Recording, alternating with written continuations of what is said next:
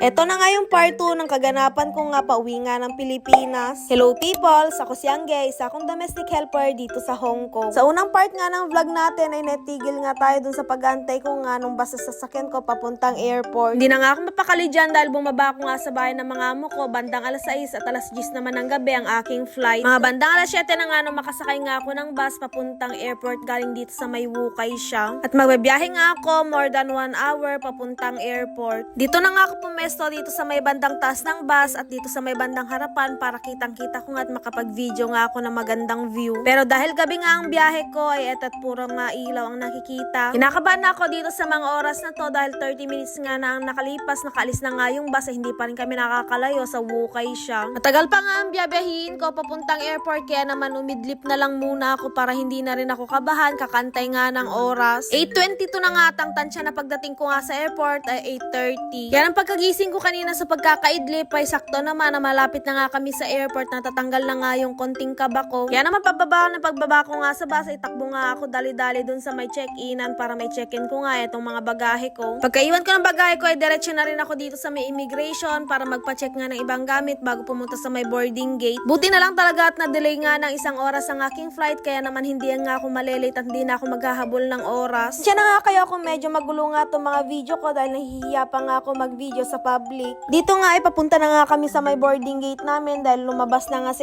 screen at ang mga kasama ko nga ay mga kapwa ko Pinay din na pauwi nga ng Pilipinas. Kita nyo naman sa mukha ko at sobrang saya nga at hindi ko na nga yun maitago. Super excited ko nga kahit nga wala pang 1 year simula nung umuwi ako. Dahil kahit palagi kong kausap yung anak ko, maghapon magdamag ay iba pa rin talaga yung kasama mo at makakabanding mo. Dito na nga kami sa may boarding gate at dito na rin kami mag-aantay at nag-update na nga rin ako sa partner ko para hindi nga siya nag-aalala sa akin. Hindi na kami nagantay ng matagal at nag-announce na nga sila na pwede na nga kami mag-board. By group nga ang pagpasok nga sa airplane kaya naman huli kami dahil group 6 nga kami. Sobrang saya ko nga dahil eto na nga, tuwi na nga ako ng Pilipinas. Mahaba pa naman yung pila kaya naman hindi pa kami tumayo para pumila para hindi naman nakakapagod. Nagtatanong nga kung sino nga nag-book ng aking plane ticket ay mga amo ko nang nag-book para sa akin. Cathay Airlines nga ang binook niya dahil sila nga ay suki doon. Mga kagaya ko nga nanay na OFW, eto nga ang pinakamasaya dahil makakasama namin ang mga anak namin. Bukod kasi sa magpahinga ang gusto ko ay gusto ko makasama ng kaunti ang anak ko lalo na't bakasyon nga ngayon. Pasok ko nga dito sa loob ng plane ay sinet ko na rin agad yung papanoorin ko. Dito nga ako sa may bandang bintana pero natapat nga ako dito sa parang may LC niya. Alam nyo ba kahit pabalik-balik na nga ako ng Pilipinas at ilang beses nang nakasakay ng eroplano ay meron pa rin nga yung nervyos ko. Nag-take off na nga yung plane at parang nga malibang ako ay nanood na lang ako ng cartoons. At maya-maya nga ay magsaserve na ng pagkain kaya binuka ko na nga itong maliit na mesa dito sa harapan ko. Dito nga sa may Cathay ay free na nga yung pagkain kahit 2 hours lang yung biyahe. Nakuha ko na nga itong sa akin at ang pagkain nga ay kanin na may karne pero hindi ko nga maintindihan kung ano nga ang luto. At base nga sa nalalasahan ko ay meron nga itong celery at na-blend nga na kamatis. Meron siyang halong itlog at meron nga ring keso. Nagusto yung lasa niya pero no choice tayo kaysa naman masayang ay kakainin ko na lang din. At parang makatipid na ako at hindi na nga ako bibili mamaya paglapag nga ng eroplano. Alam niyo naman dito sa Pilipinas pag nabaryahan nyo na yung 1,000 ay dire-diretso na nga. Pagkataas ko nga kumain at sa buong biyahe ko nga ay nakapikit lang ako na nagdadasal.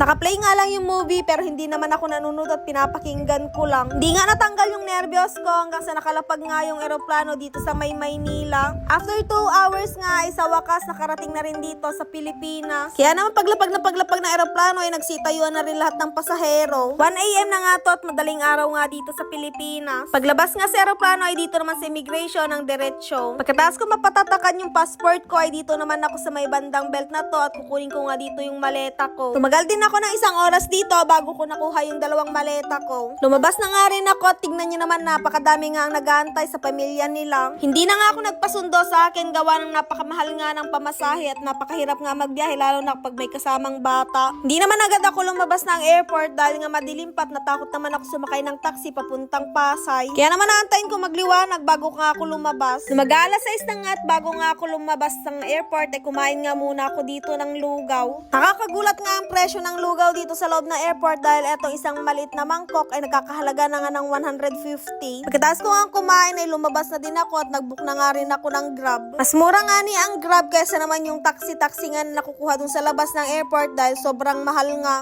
Subakay nga lang ako ng Grab at nagpahatid nga sa Sampaloc sa may bus station destination ng Victory Liner. Buti nga't nabutan ko tong first trip at alas 7 nga daw ang alis. Buti nilang at dito nga ako sa may harapan at dito sa may tabi ng bintana ang pwesto ko dahil mahihiluhin nga ako. 8 hours nga ang tinagal ng biyahe namin dahil napakadami nga ang pasahero at halos standing nga yung iba. Buong biyahe nga ay natulog lang ako dahil natatakot nga akong magsuka. Nag-stop over nga dito sa may Aritaw at maya-maya nga lang ay bababa na rin naman na ako. Excited na nga ako dahil isang oras na lang ay makikita ko na yung anak ko. After 8 hours nga ay nakababa na nga ako ng bus at sumakay nga ako dito sa tricycle at magpapadaan nga ako sa Mr. Donut para bumili ng pasalubong para sa anak ko. 2 box na nga kinuha ko dahil meron nga yung mga pamangkin ko dun sa bahay. Sa mga nagtatanong nga kung taga saan ako ay dito nga ako sa Bagabag, Nueva Vizcaya. Haggard na nga itsura ko dyan dahil ba naman napakahaba nga ng birahe ko pero wala na nga akong pakialam dahil excited na nga ako. After ng napakahabang biyahe nga ay nakarating na rin ako dito sa bahay. Sumalubong nga sa akin na yung partner ko at itong mga pamangkin ko at yung anak ko nga at unang tinanong sa akin ay yung mga laruan niya. Tuwang-tuwa nga yung anak ko at napaka-excited nga nung makita nga niya ako. Excited na nga ako ipakita sa inyo yung mga kaganapan ko nga dito sa probinsya namin. At thank you Lord nga dahil nakarating nga ako ng safe dito sa may bahay. Dito ko na nga puputulin tong vlog. Thank you for watching. Bye!